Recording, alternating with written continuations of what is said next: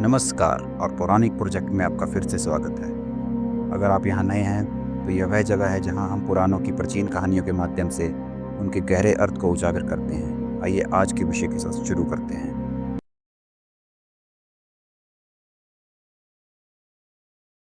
अध्याय का अध्ययन करेंगे। दोस्तों, यह अध्याय बेहद महत्वपूर्ण है क्योंकि इसमें हमें पता चलेगा कि कैसे एक साधारण ब्राह्मण शिव पुराण के श्रवण मात्र से कैवल्य मोक्ष को प्राप्त कर लेता है। तो चलिए बिना समय गवाए शुरू करते हैं। और हाँ दोस्तों, अगर आप पहली बार हमारे चैनल पर आए हैं तो कृपया चैनल को सब्सक्राइब करना न भूलें और बेल आइकन को दबा दें। तो दोस्तों, कथा की शुरुआत होती है जब सूत जी मुनियों से पूछते हैं। सूत जी कहते हैं, हे मुनिश्रेष्ठ, क्या आप लोग शिव पुराण के महात्म्य को और विस्तार से सुनना चाहते हैं? इस पुराण के पाठ और श्रवण से किस प्रकार का फल प्राप्त होता है यह मैं आपको बताऊंगा। इसके लिए मैं एक प्राचीन इतिहास का वर्णन करूंगा जो अत्यंत रोचक और ज्ञानवर्धक है। मुनिगण बड़ी उत्सुकता से सूत जी से कहते हैं, हे सूत जी, कृपया हमें वह कथा सुनाइए। हम सभी बड़ी श्रद्धा से आपकी बात सुनने के लिए तैयार हैं। सूत जी कहते हैं, सुनिए, यह कथा है प्राचीन काल की। एक नगर था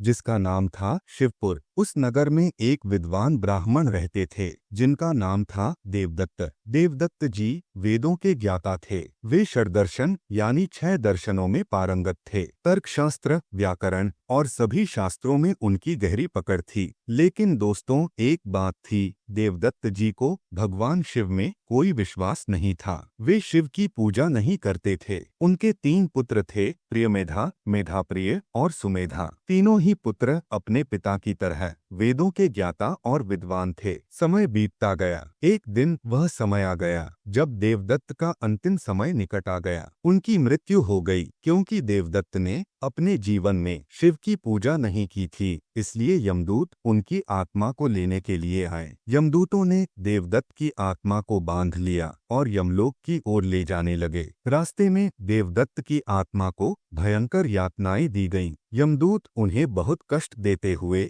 यमलोक की ओर ले जा रहे थे।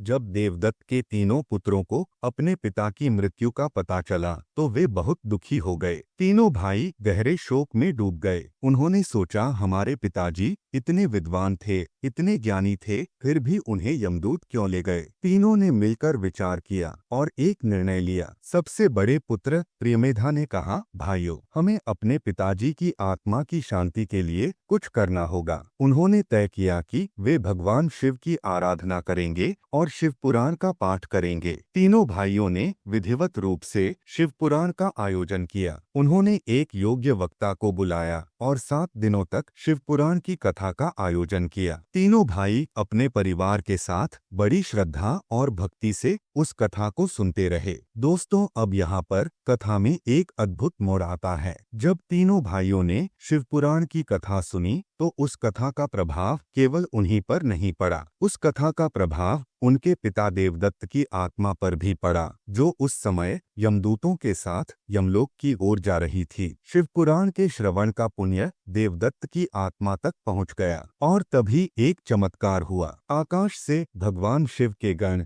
यानी शिव के सेवक दिव्य विमान लेकर प्रकट हुए। वे गण अत्यंत तेजस्वी थे। उनके शरीर से दिव्य प्रकाश निकल रहा था। उनके हाथों में दिव्य अस्त्र शस्त्र थे। शिव गणों ने यमदूतों को रोक दिया। उन्होंने कहा, रुको, तुम इस आत्मा को कहाँ ले जा रहे हो? यमदूत बोले, यह देवदत्त की आत्मा है। इसने अपने जीवन में शिव की पूजा नहीं की, इसलिए हम इसे यमलोक ले जा रहे हैं। शिवगण बोले, नहीं, तुम्हें यह नहीं पता कि इस आत्मा के पुत्रों ने शिव पुराण का पाठ किया है और उस पाठ का फल इस आत्मा को भी प्राप्त हुआ है। दोस्तों, अब यहाँ पर शिवगणों और यमदूतों के बीच एक बहस शुरू हो गई। यमदूत कहते हैं, देखो, यह देवदत्त जीवन भर शिव विरोधी रहा। इसने कभी शिव की पूजा नहीं की, तो यह शिवलोक कैसे जा सकता है? शिवगण जवाब देते हैं, सुनो यमदूतों, तुम्हें धर्म का ज्ञान नहीं है। पुत्रों द्वारा किया गया पुण्य कर्म पिता को भी प्राप्त होता है। देवदत्त के पुत्रों ने बड़ी श्रद्धा से शिव पुराण का श्रवण किया है और यह जो शिव पुराण है यह सर्वोत्तम पुराण है। शिव पुराण के श्रवण मात्र से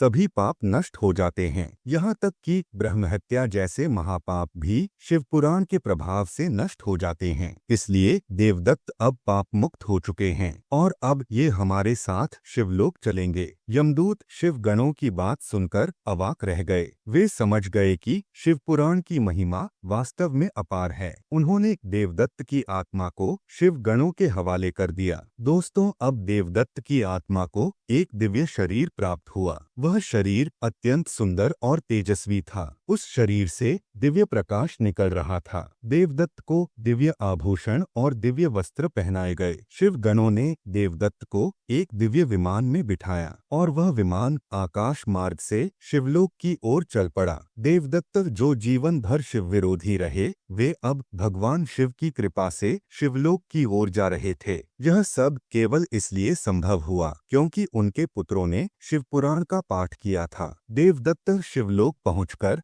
भगवान शिव के दर्शन किए और वहां पर परम आनंद को प्राप्त हुए। दोस्तों, यह थी देवदत्त ब्राह्मण की अद्भुत कथा। इस कथा से हमें क्या सीख मिलती है? पहली सीख, शिव पुराण का महात्म्य अपार है। इसके श्रवण मात्र से सभी पाप नष्ट हो जाते हैं। दूसरी सीख, पुत्रों द्वारा किया गया धर्म कार्य पितरों को भी लाभ पहुंचाता है। इसलिए हमें अपने पितरों के लिए धार्मिक कार्य अवश्य करने चाहिए। तीसरी सीख, भगवान शिव की कृपा असीम है। वे अपने भक्तों की हर परिस्थिति में रक्षा करते हैं। दोस्तों, यह कथा हमें यह भी बताती है कि कभी भी देर नहीं होती। चाहे व्यक्ति ने अपने जीवन में शिव की पूजा न की हो, लेकिन अगर उसके परिवारजन उसके लिए शिव पुराण का पाठ करें तो वह भी मोक्ष को प्राप्त कर सकता है। तो दोस्तों, अगर आपको यह कथा अच्छी लगी हो तो कृपया इस वीडियो को लाइक करें, शेयर करें और कमेंट में अपने विचार जरूर लिखें। हमारे चैनल द पुराणिक प्रोजेक्ट को सब्सक्राइब करना न भूलें ताकि आपको शिव महापुराण के सभी अध्यायों की जानकारी मिलती रहे। घंटी के बटन को भी दबा दें ताकि आपको हमारे नए वीडियो की नोटिफिकेशन मिलती रहे। हर हर महादेव, नमः शिवाय, जय भोलेनाथ।